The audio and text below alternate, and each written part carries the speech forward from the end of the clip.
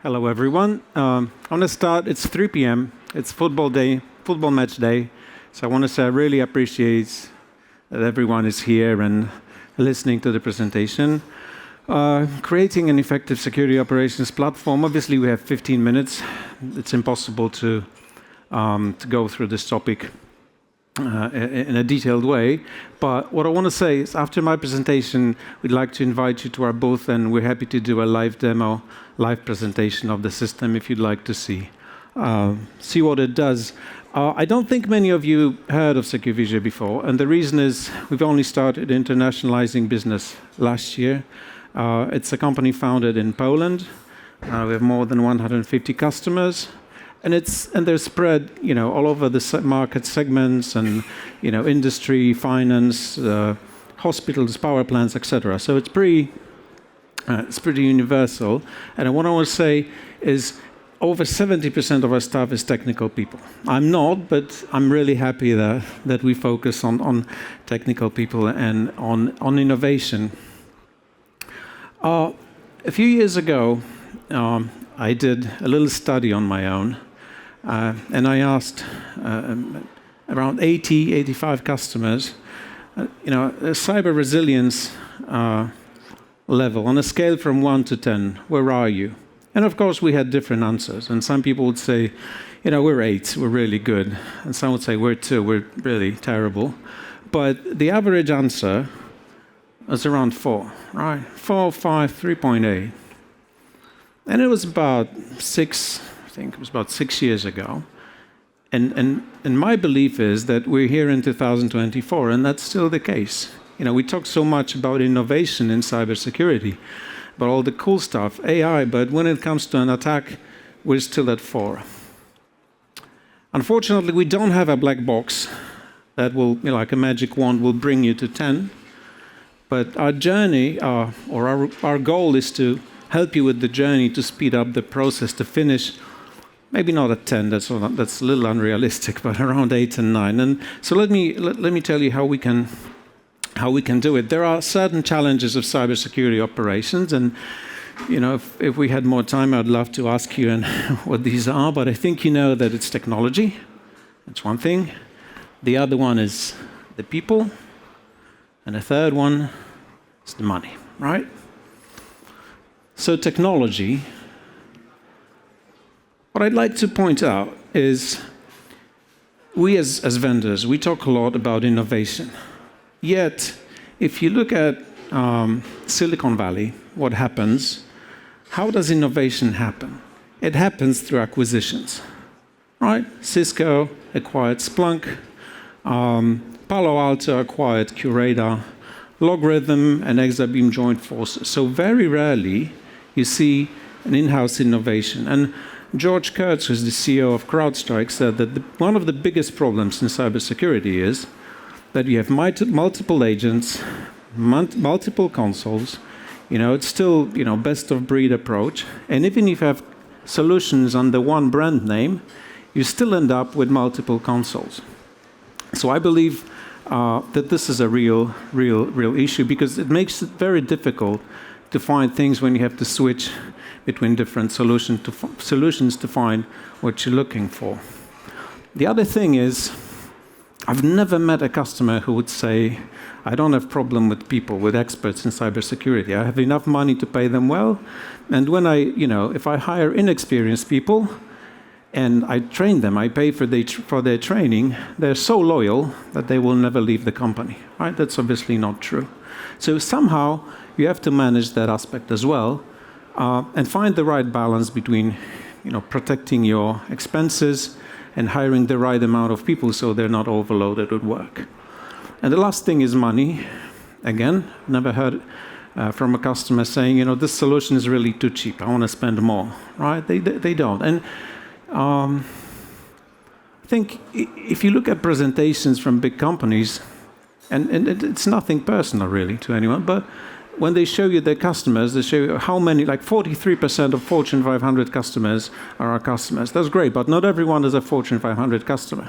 And I've had in my previous life, we've had a breach attack simulation solution, and one customer said, it was really an eye-opening moment. He said, I can't buy a solution that would test my infrastructure when it costs more than my annual budget, right? So that doesn't really make sense. So I think if you combine these three, we understand why we're still at 4 and not at 8 or 9. At the same time, hackers don't have the limitations. APT groups being sponsored by, by state, Russia, China, they don't have limitations. There's a good saying that we have to operate. They operate at the speed of light, and we have to operate at the speed of law, right? So what can we?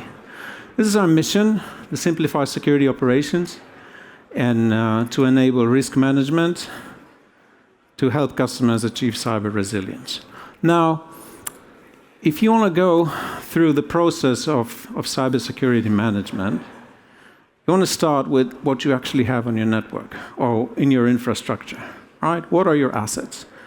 Once you know that, you would like to assign risk profiles to your assets, right? So there are no identical infrastructures. Every organization has different risk profile. Every two banks have different profiles, right? So you have to figure out what is your risk profile for each asset, what is the importance of those assets. Then you have vulnerabilities, and you want to manage them. And obviously, you want to manage them according to the importance. You have to do the prioritization, right?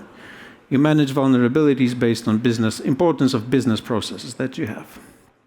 Then obviously, you want to see what's happening in your infrastructure. You want to collect incidents, want to see incidents, collect events, and see, do the threat hunting and follow up. Cybersecurity nowadays can't do anything, well, at least shouldn't do anything without machine learning and artificial intelligence. So behavior analysis, right? So you should be able to have a system that learns what is normal for you, right? To look at patterns in your traffic, in your communication. Also look at dependencies between those patterns. And if these dependencies change, the system should alert you that something is wrong, right? When you're in a SOC, in a security operations center, and you operate it, you would also like to get granular data from your endpoint. Now, whether you have an agent, an XDR agent on the endpoint, whether you would use an EDR to collect data from endpoint, it's very important to gather that information and to be able to react. You want to search for IOCs, right, for indicators of compromise. You want to search for certain TTPs on your endpoints. You should be able to isolate the host if needed for further investigation, but to block unwanted communication, right? And last but not least, obviously, you want to create your own playbooks. You want to automate your operations. And it's simplified because we have 10 minutes left, but this is more or less, these are the fundamentals of cybersecurity. So these are also the components of SecuVisio solution. Now, when I say components, these are components from the functionality perspective, because from the architectural perspective, it's one console, right? So no matter if you work with vulnerabilities, you work with asset management, with SOAR, with playbooks, with SIM, etc., this is all one data lake, right? And if you're an operator in a SOC and you start working on creating a playbook or working on managing vulnerabilities, and you learn how to do that part, it's the same language, the same logic that you would use to operate on in any other module. So once you learn one, you know all. And you don't have to switch between consoles, right? We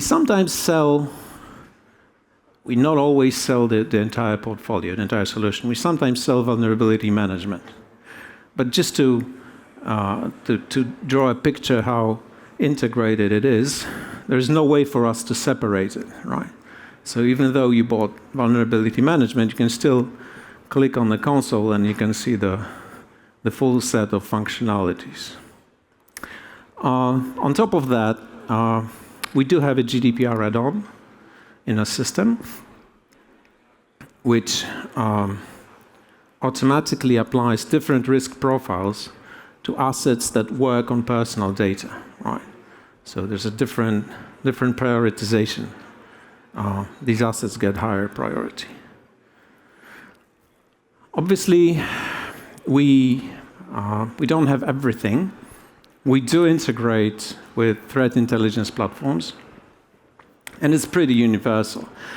We have an auto-discovery mechanism that does the visualization of your infrastructure, shows you traffic, the flows, all the communication, everything, and shows you assets, right? And based on that, the content, your personalized content, is prepared and sent to your threat intel provider, right? Then they use that context for profiling, and the information that they send back to you is already customized, and then we can ingest that data into prioritization of actions and automating detection and response. So no matter which threat intel provider, we can easily integrate. And that's true, not only with threat intel, but basically any EDR solution, any endpoint solution, any network solution. We sometimes, because historically, we started with in a GRC market, governance, risk, and compliance. So when we say that it's a risk-based SIM, it is really risk-based because that's how we started working on our software, right? So sometimes the way we operate, we stand between, I would call it a legacy SIM without saying any names, and a SOAR. And we collect data from the SIM of the same vendor, right? We do the prioritization, we do the profiling, we make the decision how to create a playbook, and we send that information to a playbook. And I'm saying that because obviously we live in I think vendors should cooperate with each other, right? We have a very open infrastructure, and we integrate with many different vendors. So technologically, of course, you want to have a limited number of people to work in your security operations. You have to be able to act quickly. You have to be able to find your threats effectively, right? But also, you want it to be simple, and you want it to be affordable. So as I mentioned, it's one data repository, right? It's one console. It's easier to use. You don't have to switch between. Once you learn one component, you know all the components. So you have, historically, we've seen that the number of people that need to operate in a SOC based on this platform is significantly smaller than with competition. We are very flexible. We have licensing per asset. So we don't care about data usage in your data lake. We don't care about number of EPS. We care about number of endpoints and number of servers. That's it. We have our own affordable professional services. Statistically, we finish implementations within 90 days. And we're running out of time. We're fully on-prem platform with multi-tenancy. The cloud version will be available in the coming months this year. But if I can add 30 seconds to my presentation, if that would be all right. We have full usage of AI in SecuVision platform, and it's a scalable service.